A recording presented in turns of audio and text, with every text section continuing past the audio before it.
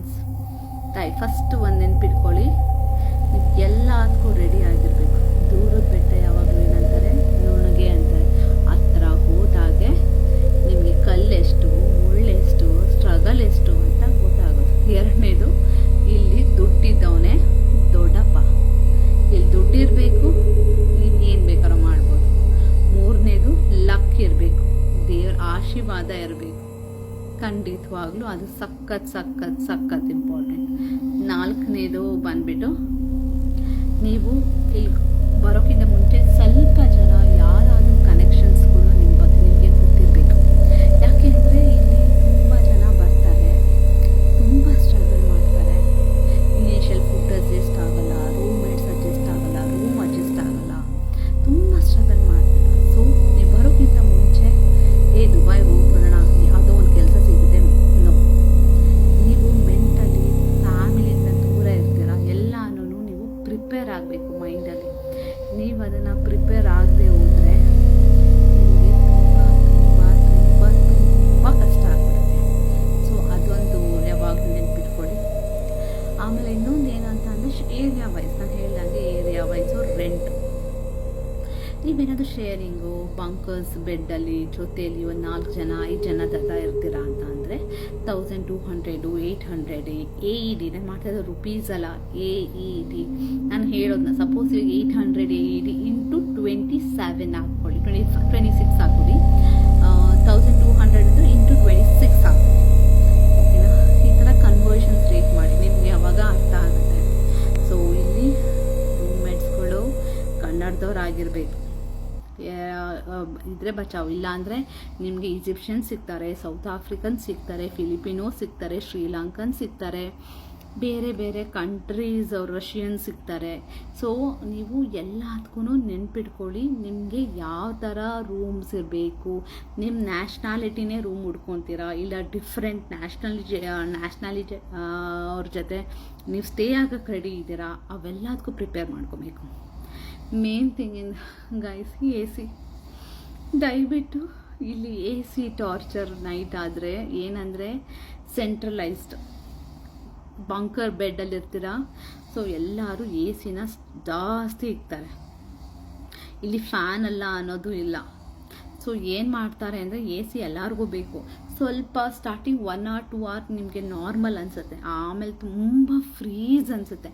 ನನಗೆ ಬೇರೆಯವ್ರ ಬಗ್ಗೆ ಹೇಗೆ ಅಂತ ಗೊತ್ತಿಲ್ಲ, ಬಟ್ ನನಗೆ ಗೊತ್ತಿರೋ ಪ್ರಕಾರ ಇದು ನಾನು ಶೇರಿಂಗ್ ರೂಮಲ್ಲಿ ಇದೆ ಮೊದಲು. ಸಖತ್ ಒಂದು ಎಕ್ಸ್ಪೀರಿಯನ್ಸ್ನ ನಾನು ನೋಡಿದ್ದೀನಿ. ನಮಗೆ ಇವಾಗ AC ಬೇಡ, ಬಟ್ ಬೇರೆಯವ್ರಿಗೆ AC ಬೇಕಾಗತ್ತೆ.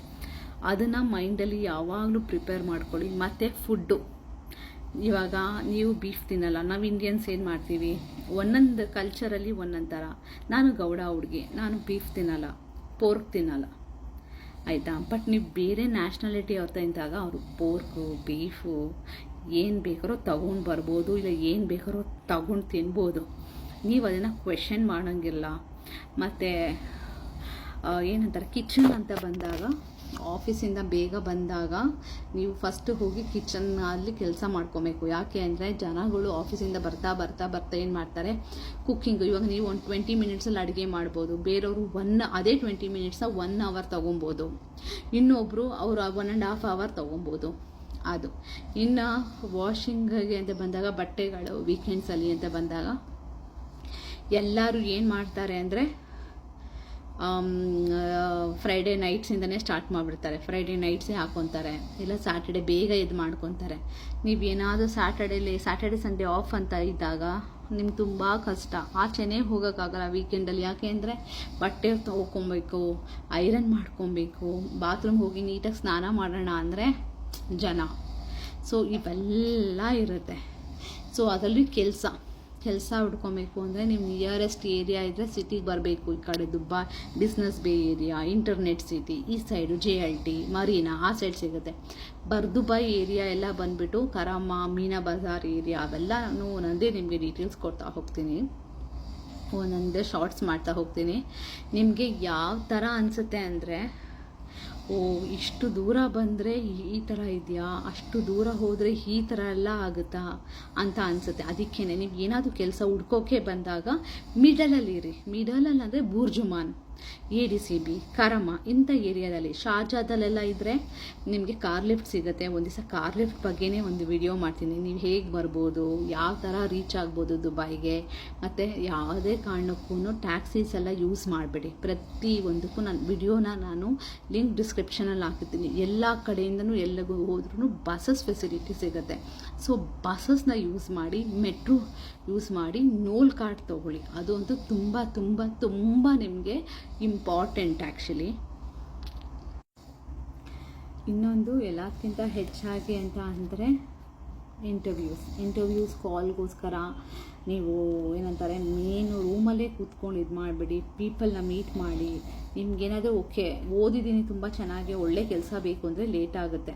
ಯಾವುದಾದ್ರೂ ಸಿಗಲಿ ಕಂಪ್ನಿಗಳಲ್ಲಿ, ಚಿಕ್ಕ ಚಿಕ್ಕ ಕಂಪ್ನಿಗಳಲ್ಲೂ ಏನೋ ಒಂದು ಸೇಲ್ಸ್ ಜಾಬ್ ಇರ್ಬೋದು, ಇನ್ಸೈಡ್ ಸೇಲ್ಸು, ಟೆಲಿಕಾಲಿಂಗು, ಇಲ್ಲ ಕಾಲ್ ಸೆಂಟರ್ ಟೈಪ್ ಜಾಬ್ಸು, ಇಲ್ಲ ಅಕೌಂಟೆಂಟ್ ಜಾಬ್ಸು, ಥರ HR ಜಾಬ್ಸು ಸಿಕ್ಕಿದ್ರೆ ಸ್ಟಾರ್ಟ್ ಮಾಡಿ.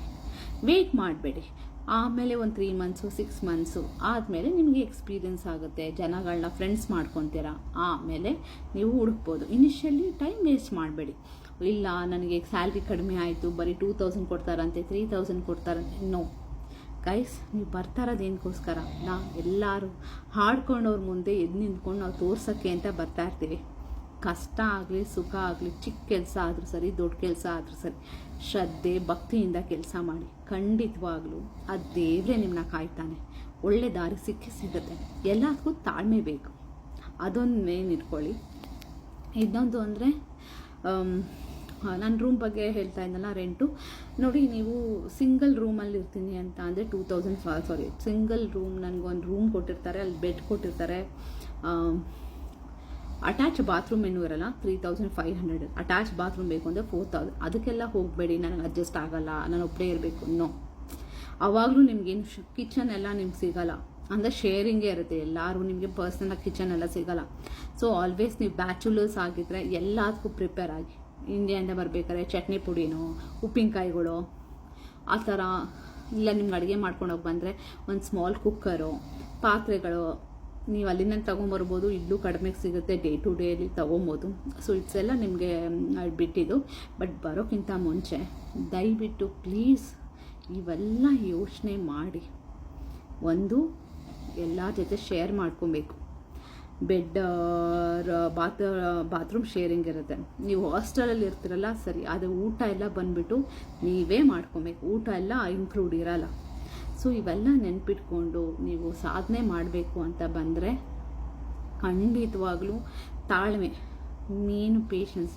ಫ್ಯಾಮಿಲಿಯಿಂದ ಇನಿಷಿಯಲ್ ದೂರ ಆಗಿ ಬಂದಿರ್ತೀರ, ನಿಮ್ಗೊಂಥರ ಲೋನ್ಲಿನೆಸ್ ಅನಿಸುತ್ತೆ. ಆ ಟೈಮಲ್ಲಿ ಬೇಜಾರು ಮಾಡ್ಕೊಬೇಡಿ. ನಿಮ್ಮ ಥರನೇ ಎಲ್ಲರೂ ಬಂದಿರೋದು. ನಿಮ್ಮ ಥರನೇ ನಾನು ಒಬ್ಳು ಸ್ಟಾರ್ಟಿಂಗಲ್ಲಿ ಎಲ್ಲರನ್ನೂ ಬಿಟ್ಟು ಒಬ್ಬಳೇ ಬಂದೆ. ಯಾರೂ ಇಲ್ಲದಿರೋ ಟೈಮಲ್ಲಿ ನಾನು ಮಾಡಿದ್ದು. ಸೊ